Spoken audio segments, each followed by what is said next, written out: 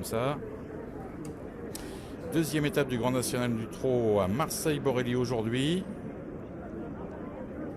Et apparemment, le départ est validé, c'est parti. Et justement, à nouveau, eh bien, on aperçoit au centre de la piste le numéro 7, Cœur de Lande, qui est bien parti, mais moins vite que Rizkaya, le numéro 3, qui s'est installé aussitôt aux avant-postes, qui va passer en tête de monde. Numéro 10, Topaz de Gournay, déjà aux avant-postes également, alors que progresse à l'extérieur.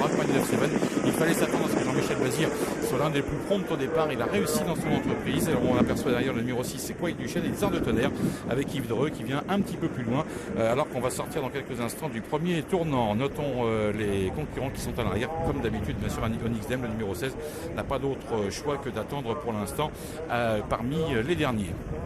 On sort du tournant, on aborde la ligne d'en face, on passe devant le château avec seul au commandement, donc toujours ce numéro 3, Rizkaya, qui a l'avantage maintenant. Rizkaya qui va extra d'ailleurs à ce moment et qui règle toujours l'allure. Alors qu'on peut noter derrière la présence toujours du numéro 10, Topaz de Gournay, qui est en deuxième position, qui chemine plutôt côté corde pour l'instant, qui attend sagement son heure. On voit pour le moment aussi la casaque du numéro 13, Prince Vinoir, qui est maintenant venu s'installer en tête de la course.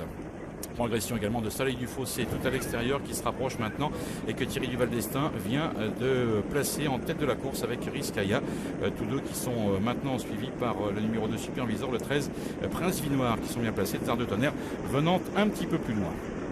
On va bientôt repasser devant les tribunes sans changement pour l'instant aux avant-postes. Regardez la position de Topaz de Gournay avec Franck Ouvry qui pour l'instant attend sagement son heure. Ils vont 2 par 2 au passage à nouveau devant les tribunes.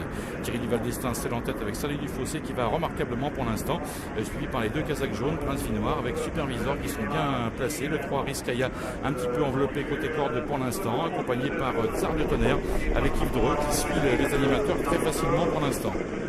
On retrouve un petit peu plus loin Riviera Vici avec Christophe Martens qui attend gentiment son heure et dans son dos Ribelinos le numéro 8, alors qu'on peut noter qu'à l'arrière du peloton Caillère Duchesne le numéro 12 ainsi que le 11 Cani de Gentile ferme la marche dans une course qui a été un petit peu réduite maintenant au niveau de son allure, ce qui profite à Caillère Duchesne que Nicolas Hench lance dans la bataille maintenant, profitant que la course s'est beaucoup ralentie. Il progresse à grands pas, imité par Passantois qui essaye de suivre son chemin et qui y parvient d'ailleurs. Progression à l'extérieur maintenant du numéro 12, attention à lui, c'est Caillère Duchesne. Le voilà maintenant propulsé quasiment à la hauteur de Soleil du Fossé, le numéro 1, qui le rejoint au passage devant le château. Et ces 2 concurrents sont ensemble, précédant le tandem superviseur et Rizkaya qui sont toujours excellemment placés. À la gorge, le numéro 13, Prince Vinoir, qui suit au cœur du peloton de Tsar de Tonnerre qui n'a pas dit son dernier mot pour l'instant, reste les mieux placés. Ça se complique pour Topaz de Gournay qui est obligé de subir un petit peu la course à ce moment.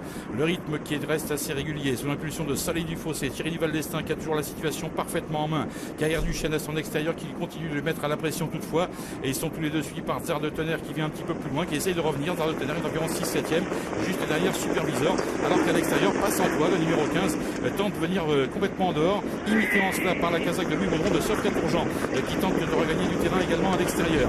L'entrée de la ligne d'arrivée qui est proche maintenant, on a Kenny Gentile qui va essayer de finir également très très vite. L'entrée de la ligne d'arrivée Caillère Duchesne à la lutte toujours avec le numéro 1 Soleil du Fossé. C'est 2 concurrents avec Passantois, avec Sofia Tourgeant qui essaie de progresser également, avec Rizkaya qui semble avoir des ressources maintenant plutôt côté corde.